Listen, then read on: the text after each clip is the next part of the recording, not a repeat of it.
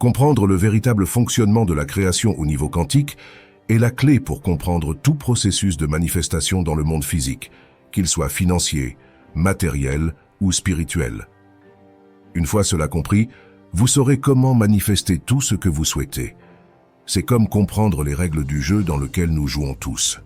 Contrairement aux idées reçues, ce processus est en vérité très simple à comprendre, car depuis le début, la réponse était tout autour de nous. Mais nous n'étions pas assez conscients pour la voir. Ce que vous allez découvrir dans cette vidéo va donc vous ouvrir les yeux sur la réalité, et je vous garantis qu'à la fin de celle-ci, vous ne verrez plus jamais le monde sous le même angle. Cette simple vidéo va, je vous le garantis, changer votre vie à jamais. Premièrement, il va être nécessaire de comprendre le fonctionnement de l'univers et de la réalité de manière générale, au niveau quantique. Dans notre vie quotidienne, nous percevons le monde à notre échelle. Nous regardons autour de nous et voyons les choses en grand, si je puis dire. Simplement, pour comprendre véritablement comment se forme la matière, et ainsi comprendre comment elle prend forme, il faut remonter à la source. C'est ce qu'ont fait de nombreux physiciens, dont Niels Bohr, Werner Heisenberg et Albert Einstein, en étudiant le monde quantique, c'est-à-dire le monde de l'infiniment petit, là où la matière prend forme. En faisant cela, ils se sont rendus compte que les atomes ne se comportaient pas du tout comme le faisaient les planètes. Pour rappel, il faut savoir que les atomes sont les briques élémentaires de la vie en quelque sorte. Comme dit précédemment, à notre échelle, nous voyons le monde en grand. Cependant, plus l'on remonte dans la matière, plus l'on comprend que tout est fait d'atomes. Ce sont les atomes qui, en s'assemblant comme des Legos, construisent les molécules, qui ensuite forment par exemple les cellules de notre corps, puis les tissus biologiques, puis les organes, et enfin notre corps dans son ensemble. Mais en bref, tout dans l'univers est constitué d'atomes. Ainsi, il est logique qu'en comprenant comment ceux-ci se forment, nous comprenons comment la matière se crée, ou plus précisément, se transforme. Car vous allez découvrir que, comme le disait Lavoisier, rien ne se perd, rien ne se crée, tout se transforme. Et vous allez découvrir que la matière, elle aussi, n'est pas une création, mais une transformation qui est influencée par vous. Pour en revenir aux physiciens, en étudiant les atomes, ils ont découvert que ceux-ci étaient constitués d'un noyau central et d'électrons gravitant autour. En approfondissant leurs études, ils ont découvert qu'il était impossible de prédire où et quand un électron apparaîtrait. En fait, c'est seulement en essayant d'observer l'électron que celui-ci semblait surgir du néant pour apparaître. Ils en ont donc déduit que l'observateur jouait un rôle crucial dans l'observation, déterminant ainsi l'état d'un électron. De là est née la fameuse citation de Werner Heisenberg, affirmant que l'observateur ne peut être séparé de ceux qui l'observent. Sans observateur, pas de réalité à observer. Par la suite, les recherches ont confirmé que le noyau de l'atome, tout comme les électrons qui gravitent autour, sont en réalité constitués de grilles d'énergies oscillantes. C'est ici que la science a compris qu'en réalité, tout est énergie. Les différents états de la matière sont en fait différents états de l'énergie. Cependant, ce qu'il se passe, c'est que lorsque l'énergie n'est pas structurée, elle disparaît du domaine visible par nos yeux, ce qui fait qu'elle semble disparaître. En réalité, elle change simplement d'état.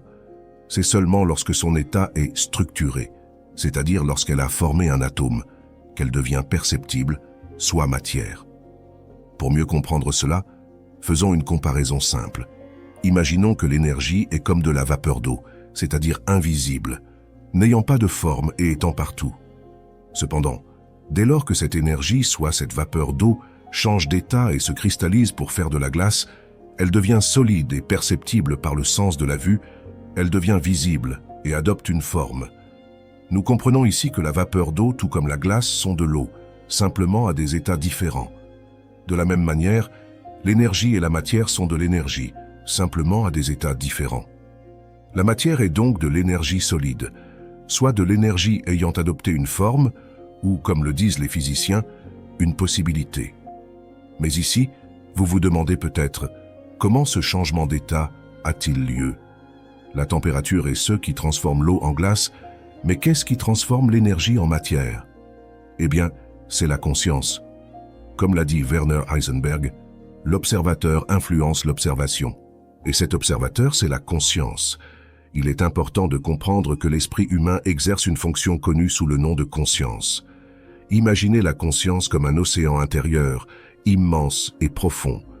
Cet océan contient tout ce qui fait de vous, vos pensées, vos émotions, vos perceptions, vos croyances et votre identité.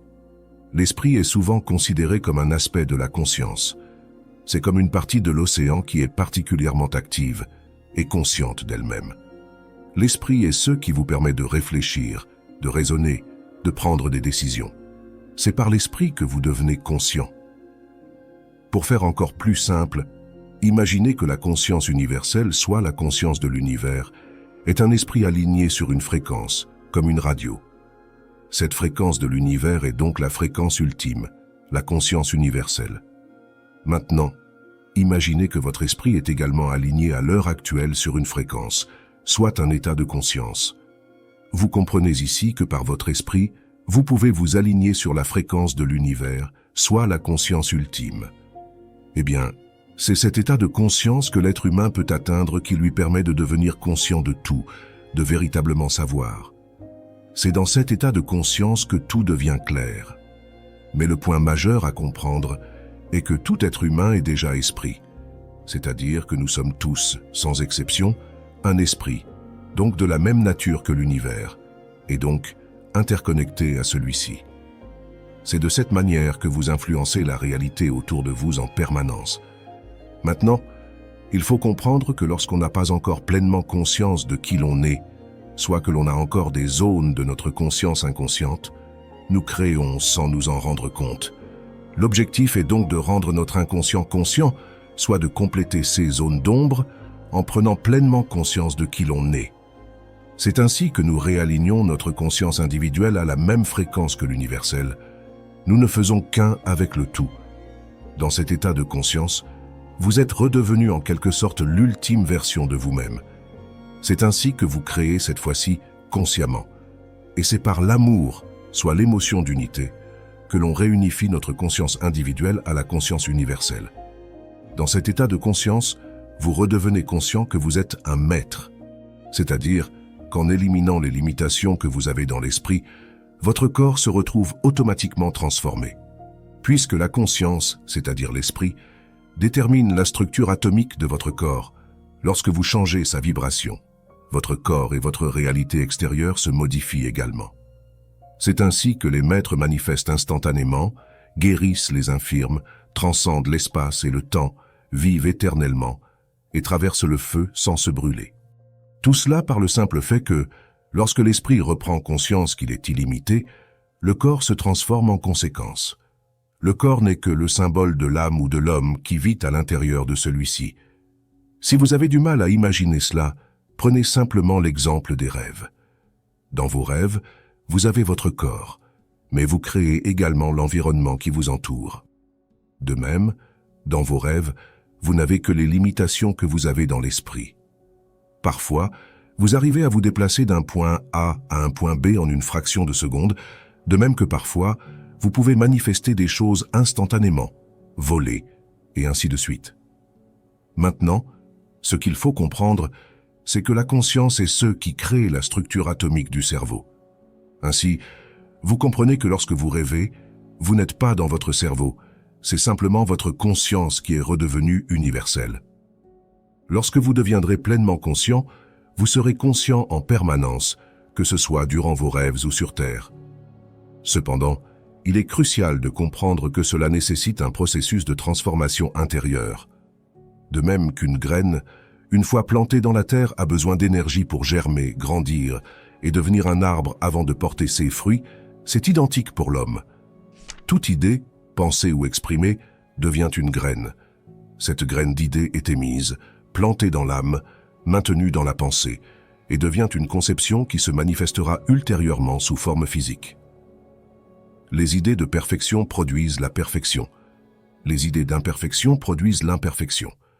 Suite à vos nombreuses demandes à ce sujet, j'ai commencé à créer une formation complète dans laquelle je vous enseignerai comment réaliser ce processus de transformation intérieure de A à Z, du début à la fin. C'est un énorme projet dans lequel j'ai vraiment mis toute mon âme, et je peux vous garantir que si vous le suivez, votre vie en sera éternellement changée.